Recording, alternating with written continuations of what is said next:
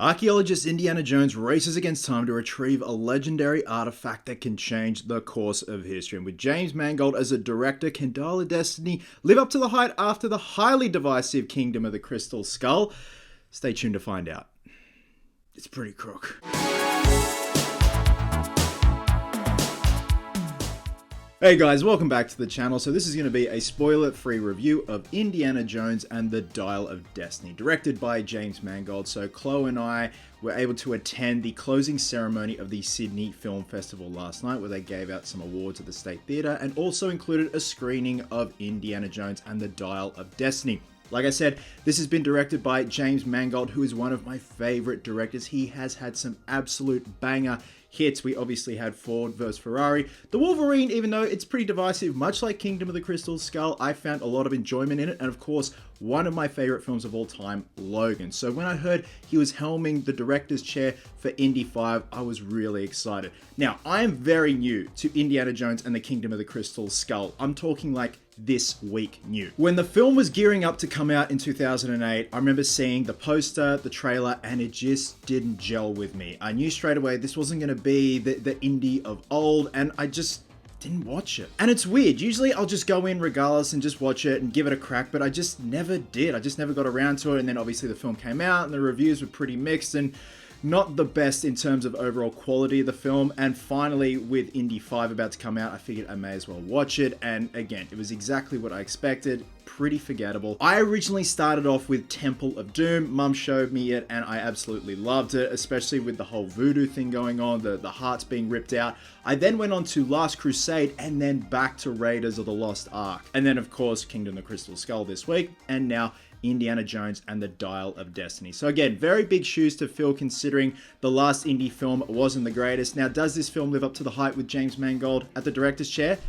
Unfortunately not. The overall storyline is it's 1969. We see the moon landing happening and some Nazis, one of them played by Mads Mikkelsen, wants their hands on a dial that could alter the course of time and history. And it's pretty obvious. You get where that is going and what could happen in the film. Now, the prologue to this film was pretty damn fun. I really love the intro, and we obviously see the de-aging of Harrison Ford. In terms of if the de-aging works, it does for the most part. Keep in mind, Chloe and I were in the very back row of the State Theatre, and the State Theatre is pretty old. It's like a historical building, and it'd be one of those things where I'd have to see it in like a VMAX cinema, which is our equivalent of like, you know, an almost really bougie cinema where the screens are spot on, it's high def and stuff like that. But for the most part, the de-aging worked. A lot of it is hidden in shadows. The prologue takes place at night. It actually takes place in 1944. We see Indy helping his colleague Basil Shaw against Jürgen Waller, played by Mads Mikkelsen, and that's where it sets up obtaining the pieces of the dial. Now, the main focus of the film is obviously Harrison Ford's Indiana Jones, that is just very tired and old in the present day, or in this case 1969 in the film, and his goddaughter Helena Shaw, played by Phoebe Waller-Bridge. Now, there's been a lot of contention in terms of her performance, her characterization. She was very annoying and stuff like that. I wouldn't say she was annoying, but she definitely does take the limelight in terms of being sort of like the new Indiana Jones, whereas Harrison Ford's Indiana Jones kind of sits on the bleachers now and then. It's one of those things where they keep reminding everyone that he's old, he's slow, he doesn't exactly have it like he used to, and I didn't really like that. That's the thing with nostalgic movies like that. You're supposed to face age head on and not worry about it and just keep going.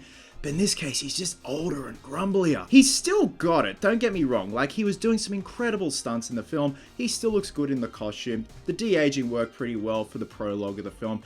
But I just feel it's just getting very tired. And it was exactly the same thing in Kingdom of the Crystal Skull. Just reminding everyone he was getting old. But yeah, overall, Phoebe Waller-Bridge's performance, look, it was a little bit annoying at times, but again, it just felt like she was doing all the work and Harrison Ford's Indiana Jones was kind of just sitting in the background, just waiting for things to happen, and sometimes just have a reactionary role. Which, if that's the case, it should be called Helena Shaw and the Dial of Destiny. This movie as a whole, Oh. Hang on, Chloe's calling me. Hi! Hello, how are you? Good. I'm just filming a review. You're on camera. Oh, hey. This movie just feels very out of place, and that's exactly how I felt with Kingdom of the Crystal Skull. I just feel that Indy should have stayed in the 80s. I feel like it was just the perfect gelling of practical effects, all these filmmakers coming together, delivering something special.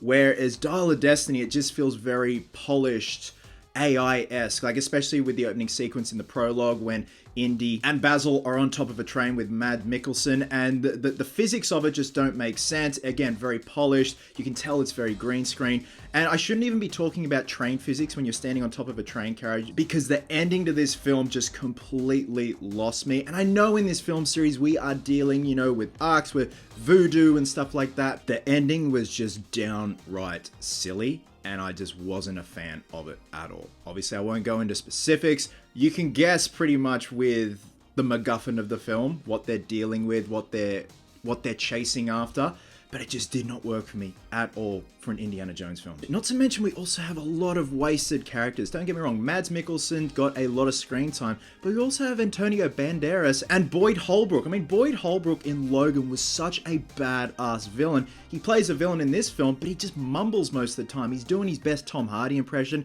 Going back to Antonio Banderas, it's Antonio fucking Banderas. The guy is amazing. I absolutely love the guy, and he barely got any screen time, and again, just mumbling a lot. If anything, it just felt like a cameo. I'm like, dude, you could have played such a good front and center villain. You are capable of it. I saw what he could do in Uncharted. One thing that was just like a comfort blanket to me was John Williams' score. The guy hasn't missed a beat. I know he's retired or about to retire, and I was so happy that he came back to do Indy 5. And again, hasn't missed a beat. Everything just felt so nostalgic to my ears with hearing his score. The beats with what was going on screen were just absolutely brilliant. Now, going back to the ending, it just felt very out of place. And then the actual ending, like the very last couple of shots in the film, again, just wrapped up way too quickly. I felt like there could have been a bit more breathing room. And before you know it, the credits are rolling. Overall, guys, I wish I could have some more positive things to say about this, but it just didn't gel with me, much like Kingdom of the Crystal Skull for me. And I'm gonna be paraphrasing this quote. I saw someone posted a comment after they had seen this particular film. They said, "To me, Indiana Jones ended with him riding off into the sunset with his dad," played by Sean Connery.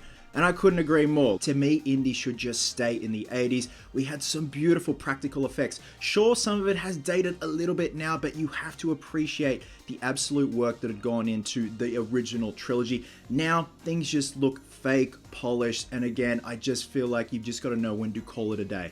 Everything has a shelf life, including Indiana Jones. It's okay to hang up the fedora and whip. You don't have to keep going. So with that, I'm going to be giving Indiana Jones and the Dial of Destiny 2.5 out of 5. I will give James Mangold this. He really knows how to do period pieces. The production design in this film was absolutely stunning for the year of 1969. I'll give him that. The costuming, the set design, even some shots where like the parade scene where you got Boyd Holbrook and Harrison Ford on horseback having a chase throughout parade.